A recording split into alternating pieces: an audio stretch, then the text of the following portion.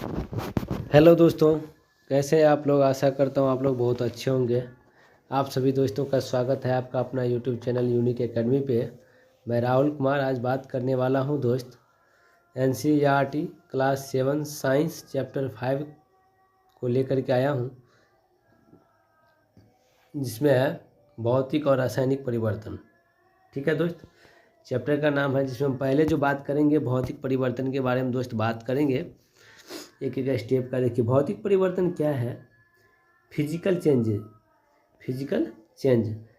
कहता है। देखिए अर्थ कहता है वे परिवर्तन जिसमें केवल पदार्थ के भौतिक गुणों जैसे आकार, रंग, अवस्था में बदलाव होता है। इसमें कोई नया पदार्थ नहीं बनता और यह अक्सर वापस बदला जा सकता है, जिसको कहते हैं उत्क्रमणीय। कहने का मतलब ये है कि जिसको हम बदल के फिर री अगेन वही चीज़ बना सकते हैं, उसको कहेंगे दोस्त सीधा सीधा भौतिक परिवर्तन। ठीक है, जैसे कागज के टुकड़ा करना, बर्फ का पिघलना, ये कौन सा परिवर्तन है? भौतिक परिवर्तन है, क्योंकि कागज को टुकड़ा करने के बाद भी कागज बनाया जा सकता है, बर्फ को पिघला के भी फिर बर्फ बनाया जा सकता है। ठीक है, अगला आता है रासायनिक परिवर्तन। देखिए दोस्त, कहता है रासायनिक परिवर्तन केमिकल चेंज। अर्थ कहता है वह परिवर्तन जिसमें एक या एक से अधिक नए पदार्थ बनते हैं। समझ गए ना, इसके रासायनिक अभिक्रिया भी होते हैं। अभिक्रिया, इसे रासायनिक अभिक्रिया कहते हैं। यह अक्सर अस्थायी होता है और वापस नहीं बदला जा सकता है। मतलब इसके चेंज के बाद इसको पुनः दोबारा री अगेन ओरिजिनल पोजीशन में नहीं ला सकते हैं। इसी को कहते हैं रासायनिक परिवर्तन। जैसे दूध से दही बनना, दूध से दही बन गया तो फिर दही से दूध नहीं बनेगा, क्योंकि ये रासायनिक परिवर्तन है। लोहे में जंग लगना रासायनिक परिवर्तन है। ठीक है दोस्त, चलिए अगला पॉइंट का मैं बात करता हूँ। जैसे देख लीजिए मैग्नीशियम ऑक्साइड का बनना। ठीक है, कहता है मैग्नीशियम के रिबन को जलाने पर वह ऑक्सीजन से क्रिया करता है कर एक सफ़ेद राख बनाता है। क्या बनाता है? एक सफ़ेद राख बनाता है। यह एक रासायनिक परिवर्तन है। बिल्कुल सही बात है। साथ में कह रहा है कि उदाहरण के तौर पर जलने पर सफ़ेद राख का मिलना, किसके रूप में? MgO के फॉर्म में मिलना, मैग्नीशियम ऑक्साइड के रूप में मिलना, ये भी एक क्या कहलाता है? बताइए दोस्त, ये भी एक रासायनिक परिवर्तन है। ठीक है, यहाँ दिया हुआ है।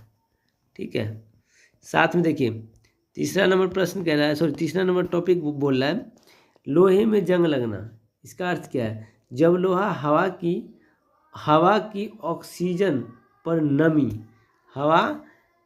जब लोहा हवा की ऑक्सीजन और नमी मतलब पानी के संपर्क में आता है तो एक नया पदार्थ जंग बनाता है। ठीक है, याद रखिएगा। जैसे पार्क के गेट या पुराने तवे पर भूरे रंग की परत जमना। ठीक है, ये क्या है? रासायनिक परिवर्तन है, लेकिन साथ में इसको हम लोहे के जंग लगना भी कहते हैं, रस्टिंग ऑफ आयरन। ठीक है, अगला देखिए, कहता है यशद लेपन मतलब होता है गैल्वेनाइजेशन। इसका मतलब ये है लोहे को जंग से बचाने के लिए उस पर जिंक मतलब जस्ते की एक परत चढ़ाने की प्रक्रिया करते हैं ताकि वो लोहे में जंग न लगे। उदाहरण के तौर पे घरों में पानी की सप्लाई के लिए इस्तेमाल होने वाले लोहे के पाइप, घर में जो इस्तेमाल होता है पानी, वो जो लोहा का पाइप रहता है उस पर क्या चढ़ा होता है? गैल्वेनाइजेशन, क्योंकि उसमें जंग नहीं लगेगा। ठीक है, जंग नहीं लगेगा और जंग लगना भी नहीं चाहिए, क्योंकि वो चीज़ हम पीते हैं।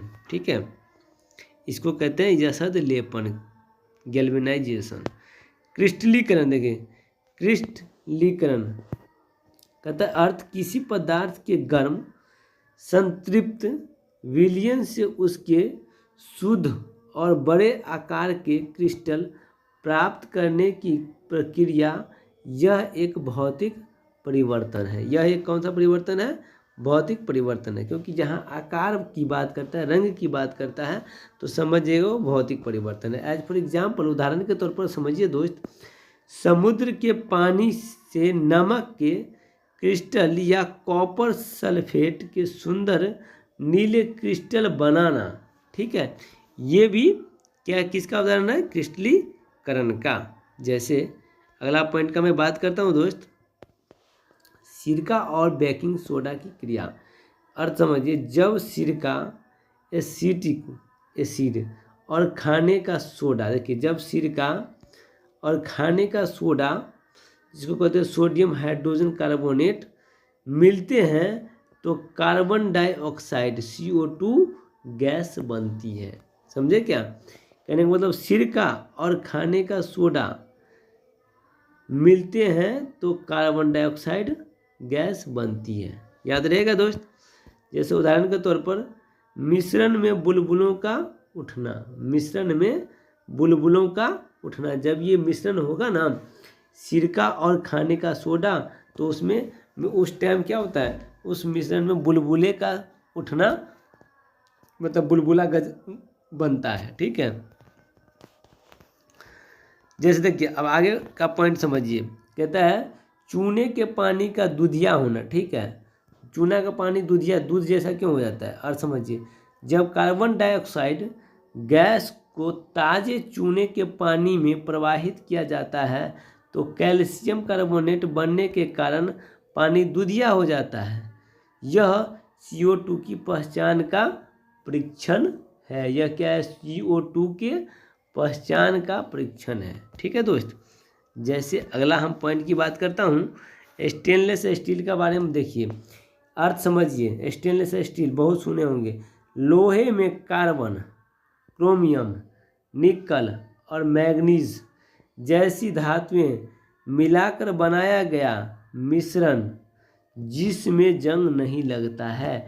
स्टेनलेस स्टील किस किस से बनता है दोस्त? समझिए, लोहे में कार्बन, क्रोमियम, निकल और मैग्नीज जैसी धातुएं मिलाकर बनाया गया मिश्रण जिसमें जंग नहीं लगता है। ठीक है, और इसका प्रयोग अधिकतर हड्डी वड्डी टूटता है ना, तो वहाँ पे स्टेनलेस स्टील का ही प्रयोग किया जाता है, क्योंकि उसमें जंग नहीं लगता है। खाने वाला चीज़ को अगर काटते हैं या बनाते हैं तो वो भी स्टेनलेस स्टील का ही होता है, ताकि उसमें जंग ना लगे। ठीक है दोस्त, चलिए अगला पॉइंट समझिए। कहता है ऊष्मा और प्रकाश का उत्सर्जन। अर्थ समझिए, रासायनिक परिवर्तनों के दौरान अक्सर मतलब गर्मी, ऊष्मा, प्रकाश या ध्वनि पैदा होती है। बिल्कुल होती है। जैसे पटाखों का फूटना, इसमें प्रकाश, ऊष्मा और गैस पैदा होती है। ठीक है, ये हो जाएगा ऊष्मा और प्रकाश का उत्सर्जन। ठीक है दोस्त, आशा करता हूँ आप लोग समझ गए होंगे।